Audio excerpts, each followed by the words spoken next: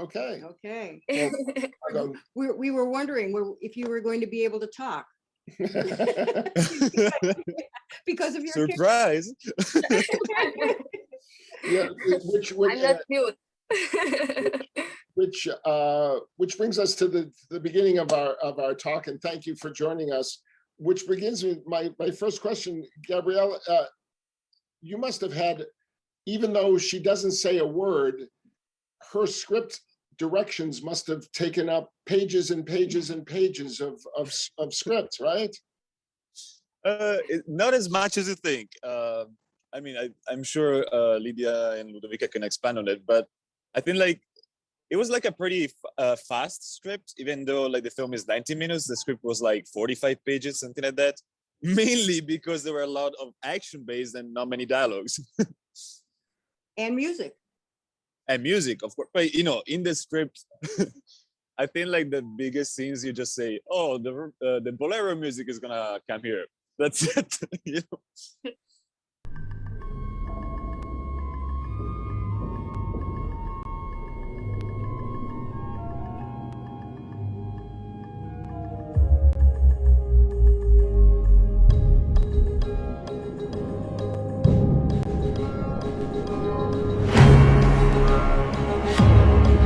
Lidia, your character, of course, is complicated and difficult and very, very human and very, very human. But we don't really get inside your character that much. You always keep us at a distance, the audience at a distance. This was so a suggestion for me in the character. Really, you know, this COVID period really brought people to me really to get into their deep down darkness. And this is what was one of my goals. I hope I went through that, because it was really, you know, to manifest that people, when we were in lockdown, I had a very mystical period during my lockdown. It was really beautiful, amazing. I went into myself.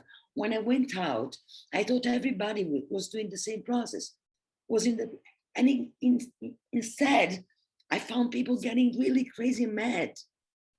So I realized that really this pandemic brought people to confront themselves with their deeper darkness. And where can this bring people to? But when you are so obsessed, because this character has a very complicated, tragic flow. I am an obsessed, I'm a control freak. I need to take everything under control. So I was really, that's why you feel the distance, because I never allow you, not even myself, because otherwise I should kill myself. How did you and Ludovica get your rapport going? So in your chemistry going for the film, playing off each other? Lei mi ha aiutato molto con dei training che abbiamo fatto al di fuori del set per creare appunto il feeling e anche la distanza tra Roxanne e Lucia. They worked a lot also offset to basically they did a lot of trainings outside the set to get chemistry going, but also like to create the distance and like the conflicts between the two characters. And then keep on going. Actually, it was the first movie that Ludovica did, so I really took her and put her into a very deep down training that I'm used to do, and she didn't know anything about it. So she was so nice and so truthful, really so faithful also to me, to trust me and come with me on the work, because she didn't know what I was doing. And I really took her and brought her as a method actor, just into the sheet of the material. I understood. I find this fascinating that Ludovica is not that conversant in English, yet her character in the movie speaks English. Yes. Yep.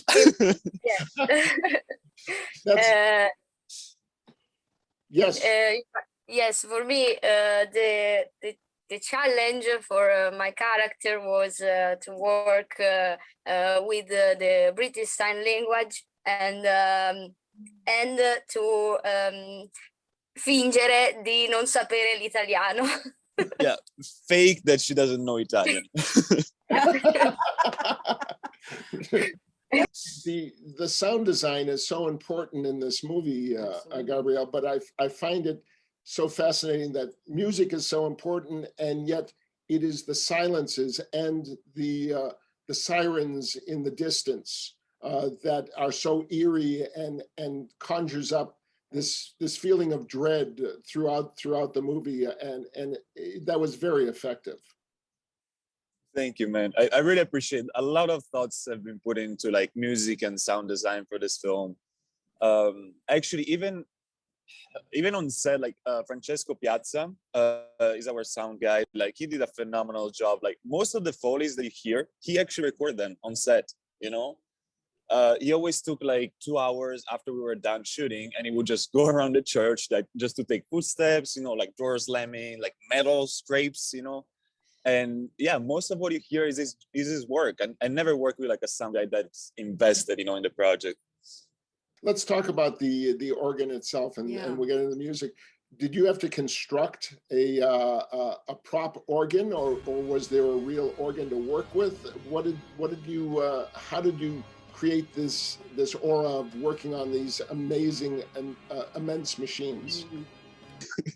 Okay, so at first we were looking for the right location to have like the organ, and there are so many beautiful locations in Italy with these giant organs, but they don't let you shoot in it because they're either like scared that we're gonna like touch the instrument or like ruin it.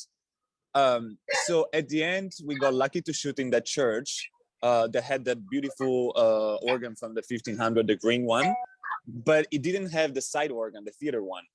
So for that, we looked so hard for it, but we couldn't find it. So at the end, some of my organist friends, they told me, okay, come to our warehouse and we're gonna build it. So they assembled the organ, like everything that is inside the organ, it's all assembled. And it's actually, that's also like a really historical organ from the 1700, the one that you hear in the film. And it is one of the very first concert organs. So like this sense of like truth that I'm just glad that like everything that we put in the movie is somewhat like truthful, you know? I was looking for this location and someone introduced me to this priest and they asked, oh, can they shoot here? And the priest said like, yeah, as long as there's no kissing or like people having sex in the church, like we're fine. And we're like, you're right, bye. It says something about expectations for what movies do. Yep. How much training did Lidia and Ludovica have to do to make it look like they were really playing? That's why I asked him to cut me. Yeah, I think you can answer that. We didn't have enough time to learn it. It was crazy to edit. It was so fake for me. So I said, please don't edit me. Cut me or cut all of me when I play. Yeah, there are no like close-up of Lidia playing, but there are some in Ludovica. So, Ludo? Yes. Gabrielle, I know it's the name of the movie, but was there ever any consideration to use another piece of music as the climactic moment? No, it's actually, I wanted to do this, talk about the organ for such a long time since I was a kid. So I actually listened to some of the pieces like Wagner, like the Grand Bolero, way before, like years before. And I wrote scenes based on those pieces, you know? And every time that I hear the Bolero, like that's the scene, you know? It's a powerful piece and it's connected to love and showing love as well. And so that was a big part of the movie. Oh, I mean, it's actually, that's the whole movie there. You know, the Bolero, that piece in particular is a repetition of two melodies. So it is a deeply obsessive theme that like goes on for 14 minutes. The original one, we cut it down to like 7. I don't know how. But so it's 40 minutes of just raising up of instruments, you know, and this constant rise basically sums up the movie.